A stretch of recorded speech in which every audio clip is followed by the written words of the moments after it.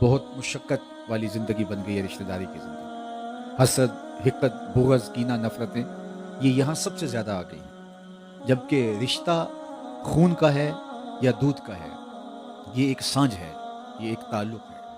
اور ایک دوسرے کو گوارا کرنا، برداشت کرنا، اس کی خوشی میں خوش ہونا، اس کے غم میں رنجیدہ ہونا، یہ رشتہ داریوں کے حسن میں اضافے کا سبب اور ذریعہ ہے.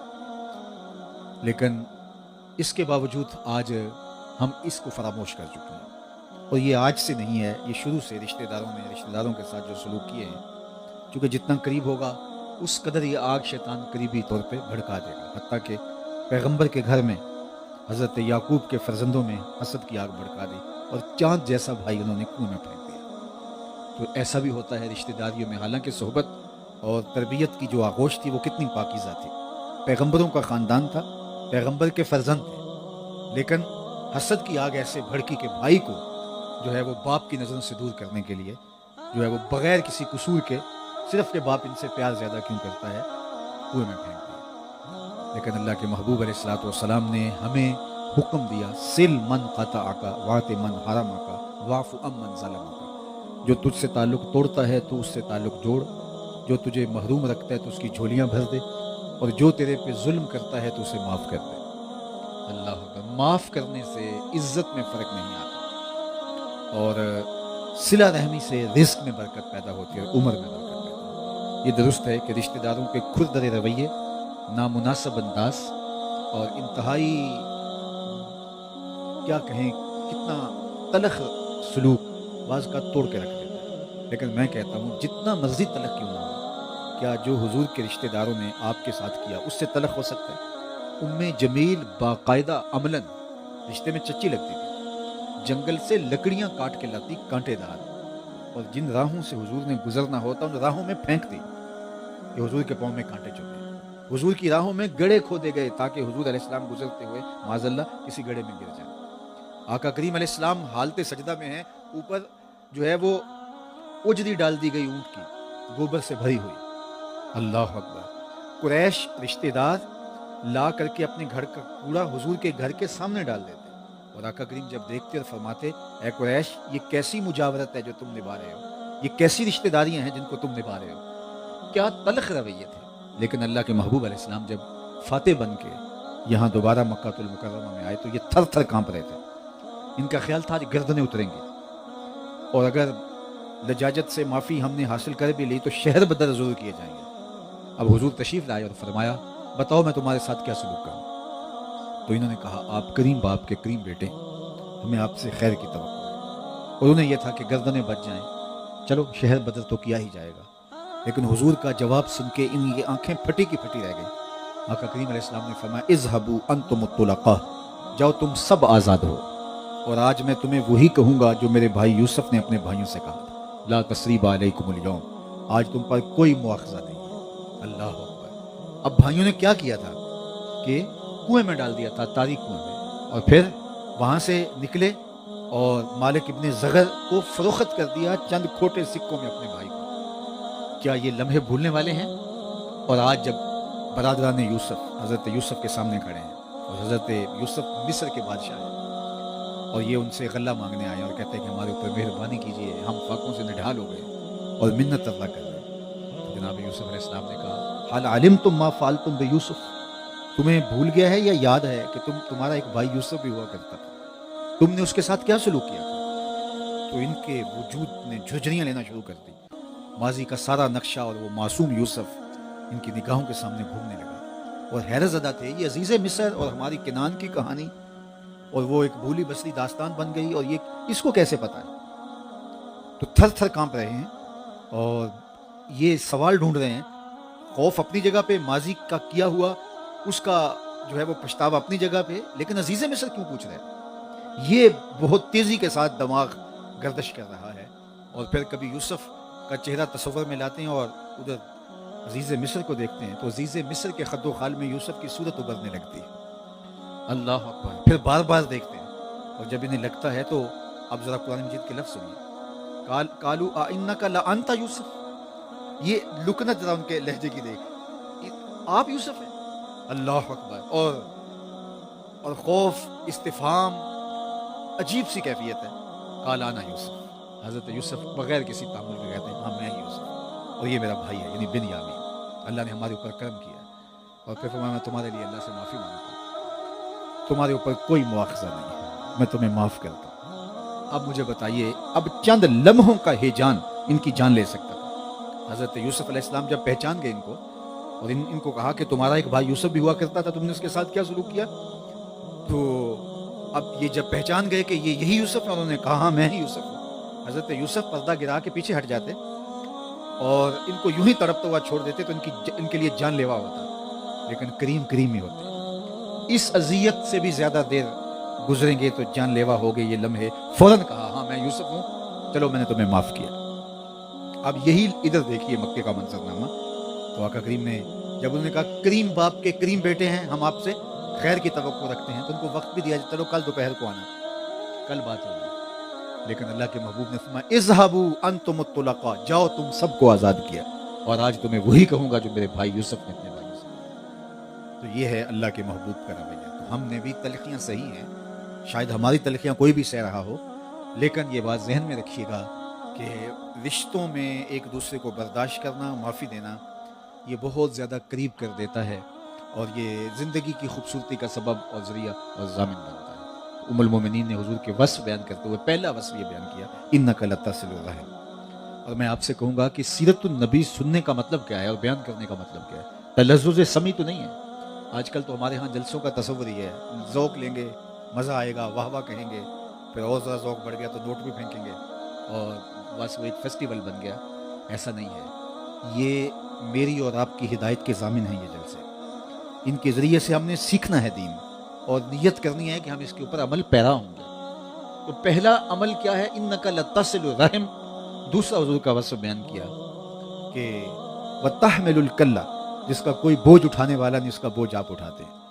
یہ حضور کا نمایاں وصف ہے جو المومنین. اور تیسرا وصف جس سے جڑا ہے وتکسب المعدوم، جس کا کوئی کمائی کرنے والا نہیں اس کی ضرورت کو آپ پورا کرتے. اپاہج ہیں، غربا ہیں، مساکین ہیں، اراملہ ہیں، یتامہ ہیں، ان کی مدد آپ کرتے ہیں. یہ حضور کا وصف ہے. اور انسان اشرف المخلوقات ہو کے اگر اوروں کے کام نہیں آتا تو وہ انسان کہلانے کے قابل نہیں. خیر الناس من ینفع الناس، وہی بہتر انسان ہے جو اوروں کے کام آتا ہے. یہ تو آپ نے درختوں کو بھی کبھی نہیں دیکھا ہوگا کہ وہ اپنے سائے تلے خود بیٹھتے ہیں. درخت بھی اپنے سائے تلے نہیں بیٹھتے بلکہ اپنی چھاؤں اوروں کو دان کرتے ہیں، خود دھوپ میں جلستے ہیں. درختوں کو کبھی آپ نے اپنا پھل کھاتے نہیں دیکھا ہوگا، وہ اپنا پھل اوروں کو دان کرتے ہیں. جانور اپنا دودھ خود نہیں پیتے، اوروں کو دان کرتے ہیں. تو ایک انسان جو اشرف المخلوقات ہے، اگر وہ اوروں کے لیے نہیں جیتا، خود غرض ہے، تو وہ اشرف کہلانے کے قابل نہیں. یہ وصف تو پرندوں میں، درختوں میں، جانوروں میں، ذات الارض میں اور چوپایوں میں بھی ہے کہ وہ اوروں کے لیے دان کرتے ہیں. تو اوروں کے لیے دان کرنا اور قربانی دینا یہ وصف نمایاں ہے. اور اللہ کے محبوب علیہ الصلوۃ والسلام کی سیرت کو بیان کرتے ہوئے فرمایا وتحمل الکلہ وتکسب المعدوم، جس کا کوئی بوجھ اٹھانے والا نہیں اس کا بوجھ آپ اٹھاتے ہیں، اور جس کا کوئی کمائی کرنے والا نہیں اس کی کمائی آپ کرتے ہیں. اب چوتھا وصف حضور کا بیان فرمایا تقری ضیف، آپ اونچے درجے کے مہمان نوازیں. مہمان اپنی قسمت کا کھانا آپ کے دسترخوان سے آ کے کھاتا ہے. آپ کی قسمت کا لقمہ نہیں اٹھاتا، وہ اپنی قسمت کا کھانا آپ کے دسترخوان پہ کھاتا ہے اور رحمت لے کے آتا ہے، برکت چھوڑ کے جاتا ہے. اور حضرت شیخ عبد القادر الجیلانی علیہ رحمہ و رضوان فرماتے ہیں آدھا فقر بھوکوں کو کھانا کھلانا اور برہنہ بدل لوگوں کو لباس پہنانا. باقی ساری ریاضتیں، باقی ساری محنتیں، ساری چلا کشیاں یہ آدھے میں آتی ہیں. آدھا فقر بھوکوں کو کھانا کھلانا. اور یہ ایک اللہ کے بندوں کا شیوا ہے کہ وہ لوگوں کو کھلا کے خوش ہوتے ہیں. بابا بلے شاہ نے بھی کہا تھا اٹ کھڑک کے دکڑ بجے تتا ہوئے چلا، آن فقیر کھاکھا جامن راضی ہوئے بلا. یہ اچھا لگتا ہے. اور یہ وصف نمایاں حضور کا ام المومنین حضور کی زوجہ بیان فرماتی ہے. اور حضور کا پانچواں وصف جو ام المومنین نے بیان کیا وتصدق الحدیث، آپ نے زندگی میں کبھی جھوٹ نہیں بولا. اور ایسے سچے تھے میرے حضور صلی اللہ علیہ وآلہ وسلم، ہمارے ماں باپ ان پہ قربان، کہ حضور کو اپنے کافر بھی صادق اور امین کہتے تھے. یہ ہوتا ہے سچ. الفضل ما شاہدت بہ العادہ، کمال اسے کہتے ہیں جس کا اعتراف دشمن بھی کرے. اور اس سے بڑھ کر کیا ہو سکتا ہے کہ جب حضور کی زندگی کا چراغ بجھانے کے لیے وہ آئے ہیں، دارالندوہ میں بیٹھ کے سازش کی ہے اور ہر قبیلے کا ایک فرد لیا، کہا کہ یہ قصہ ہی تمام کر دو، اور وہ تلواریں اٹھائے کہ حضور کے گھر کا محاصرہ کر لیا۔ اور آپ نے یہ سنا ہے کہ حضور علیہ السلام نے حضرت علی المرتضیٰ کو اپنے بستر پہ لٹایا اور کہا صبح ان کی امانتیں دے کے تو بھی مدینے چلے آنا۔ تو ذرا غور کیجئے اس جملے پر، جو حضور کی جان لینے آئے تھے، امانتیں ان کی اب بھی حضور کے گھر میں پڑی ہوئی تھی۔ انہیں پتا تھا جو مرضی ہو جائے ہماری امانتیں ضائع نہیں ہوں گی، یہ ہوتی ہے دیانت، اور ہم امانت ہڑپ کرنا اپنا حق سمجھتے ہیں۔ اللہ اکبر۔ تو کہا کہ آپ سچے ہیں اور میں اور آپ جھوٹ کیسے بول سکتے ہیں جب ہم اس نبی کے امتی ہیں جو صادق بھی ہے اور امین بھی ہے۔ حضور علیہ السلام سے پوچھا گیا کہ مومن بزدل ہو سکتا ہے؟ فرمایا نہیں، مومن بہادر ہوتا ہے، لیکن ہو سکتا ہے کبھی بزدلی بھی کر جائے، بشر ہی تو ہے۔ پھر پوچھا گیا مومن بخیل ہو سکتا ہے؟ کہا نہیں، سخی ہوتا ہے۔ صحابہ نے کہا بلا کیوں نہیں؟ حضور ارشاد فرمائیے۔ تو فرمایا الاشراک باللہ، سب سے بڑا گناہ اللہ کے ساتھ کسی کو شریک ٹھہرانا، سب سے بڑا گناہ جس کی معافی نہیں۔ پھر فرمایا وعقوق الوالدین، والدین کی نافرمانی کرنا۔ اور پھر اس کے بعد یہ بیان کرتے ہوئے حضور ٹیک لگائے بیٹھے، وجلسا وکانا متکئا۔ جب تیسری چیز بیان کرنے لگے حضور نے ٹیک چھوڑ دی۔ اس کا مطلب ہے کوئی اہم شے بیان ہونے لگی۔ وجلسا وکانا متکئا، ٹیک لگائے بیٹھے تھے، حضور نے ٹیک چھوڑ دی اور فرمایا الا وقول الزور، سن لو تیسرا بڑا گناہ جھوٹ بولنا ہے۔ پھر فرمایا الا وقول الزور، سن لو تیسرا بڑا گناہ جھوٹ بولنا ہے۔ پھر فرمایا الا وقول الزور، سن لو تیسرا بڑا گناہ جھوٹ بولنا ہے۔ اور حضور اتنی بار یہ بیان کیے جا رہے تھے کہ صحابہ عرض کرتے ہیں کہ ہم آرزو کر رہے تھے کاش کہ حضور خاموشی سکوت اختیار کر لیں، کیونکہ جو حضور بتانا چاہ رہے ہم سمجھ گئے، جو اہمیت اجاگر کرنا چاہ رہے وہ ہم سمجھ گئے، لیکن حضور بار بار فرمائے جا رہے تھے الا وقول الزور، الا وقول الزور، الا وقول الزور۔ اور اس کام کے لیے، اس کو بیان کرنے کے لیے حضور نے ٹیک بھی چھوڑی تھی۔ تو مجھے بتاؤ کہ کتنا بد نصیب ہے وہ شخص کی جس کی زندگی جھوٹ سے شروع ہو کے جھوٹ پہ ختم ہوتی ہے۔ کیسا بد نصیب ہے وہ کاروبار جس کا آغاز بھی جھوٹ سے ہوتا ہے اور جس کا اختتام بھی جھوٹ سے ہوتا ہے۔ کیسا پیشہ بدترین ہے جس کا آغاز بھی جھوٹ سے ہوتا ہے، جس کا انجام بھی جھوٹ سے ہوتا ہے۔ اللہ کے محبوب علیہ الصلوۃ والسلام نے فرمایا کہ جب کوئی شخص جھوٹ بولتا ہے تو اس کے منہ سے بدبو نکلتی ہے۔ عام آدمی تو نہیں سونگھ پاتے، لیکن اللہ کے نورانی فرشتے جو رحمت لے کے آتے ہیں وہ اس تعفن کی وجہ سے 1 میل پیچھے ہٹ جاتے ہیں۔ جو رحمت کا پارسل لے کے ہمارے گھر آ رہے تھے، جو ڈلیوری رحمت کی دینے آ رہے تھے، اس تعفن کی وجہ سے 1 میل پیچھے ہٹ جاتے ہیں اس منہ سے نکلنے والی بدبو کی وجہ سے۔ اور اگر بیٹا بھی جھوٹ بولے، باپ بھی جھوٹ بولے، ماں بھی جھوٹ بولے تو ببھوکے اٹھ رہے ہوں گے گھر سے جھوٹ کے، فرشتے کتنے میل دور ہٹ گئے ہوں گے۔ اب گھر میں رحمت تو آ نہیں رہی جھوٹ کی وجہ سے، اور گھر میں آ گئی نحوست۔ تو ہم نے کیا سمجھا کسی نے تعویذ ڈال دیا، کسی نے کالا جادو کر دیا، کسی نے بندش کر دی۔ اب بھاگے عاملوں کے پاس۔ عامل تو ٹھیا لگا کسی کام کے لیے بیٹھا تھا، اس کو تو ضعیف الاعتقاد لوگ چاہیے تھے، اس کا تو ڈیرا پختہ ہی تب ہے کہ جو ہے وہ جاہل اور جڈ اور ضعیف الاعتقاد لوگ اس کے گرد جمع ہوں۔ وجہ کیا تھی ہمارے گھروں میں نحوست کی؟ جھوٹ۔ رحمت کا پارسل لیے فرشتے باہر کھڑے ہیں، آبادی کے اندر آ نہیں سکتے اس لیے کہ جھوٹ کی عفونت اتنی ہے، اور ہم نے سمجھا بندش کر دی کسی۔ یہ بندش کہاں سے ہوگی بھائی؟ رزق باندھتا بھی اللہ ہے، رزق کھولتا بھی اللہ ہے، کسی میں کوئی اختیار نہیں ہے۔ یہ جو عامل کہتے ہیں بندش ہوگی، 100% جھوٹ ہے۔ رزق نہیں، نظر بد لگتی ہے، اس کا ہم اقرار کرتے ہیں، اس کا علاج حدیث میں موجود ہے۔ جادو بھی ہو جاتا ہے، اس کا علاج بھی موجود ہے، لیکن یہ جو بندشیں اور یہ تعویذ پرانے ہو گئے، اب سایہ بن گیا، پتہ نہیں یہ کہاں سے انہوں نے نکالا، اور بس اس نے کہا 9 اتوار آنا ہوگا، 15 منگل آنا ہوگا، خوب میلہ لگ گیا، خوب جشن بن گیا، ذوف الاعتقادی داخل کر دی اور پورا معاشرہ اس کو تعویذ ڈالے ہوئے۔ یار یہ تعویذ انڈیا کو ڈال دو، یہ تعویذ اسرائیل کو ڈال دو، اور ہماری جان چھوٹے، تم اتنے طاقتور ہو، تمہارا اتنا چلتا ہے، تو ذرا کوئی نظر التفات ادھر بھی کرو، ہماری جان چھوٹے۔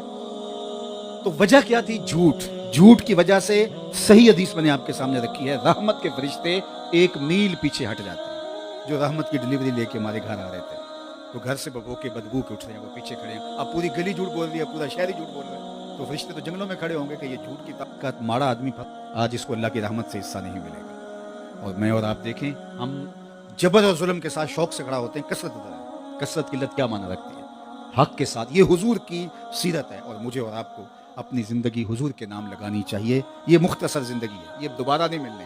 آج جو مرضی کر لیں، 100 سال بھی ہوں گے، پھر بھی آخر موت ہے۔ آغوش موت میں اترنے والے ہیں، آج سا بھی نے کھلے راہ بھی نے، انج ٹوک نوکھڑے ٹکدے نہیں، ٹر پویں تے پینڈے مک جاندے، کار بیٹھے ہیں فاصلے مکدے نہیں۔ آج توبہ کا دروازہ بھی کھلا ہے، اس کی رحمت بھی جو ہے وہ کشادہ بازوؤں کے ساتھ استقبال کرنے کے لیے آمادہ ہے۔ آج میں اور آپ اپنی زندگی کو اللہ اور اس کے رسول کے راستے پر ڈال لیں اور اپنے آپ کو سچائی کے ساتھ کھڑا کریں، دیانت کے ساتھ کھڑا کریں، حسن خلق کے ساتھ کھڑا کریں، صلہ رحمی کے ساتھ کھڑا کریں، صداقت کے ساتھ کھڑا کریں، اور اپنے آپ کو جو ہے وہ ہم لوگوں کی مدد، نصرت اور اعانت کے ساتھ کھڑا کریں، تاکہ کل کی زندگی کی بہتری کی ضمانت حاصل ہو پائے۔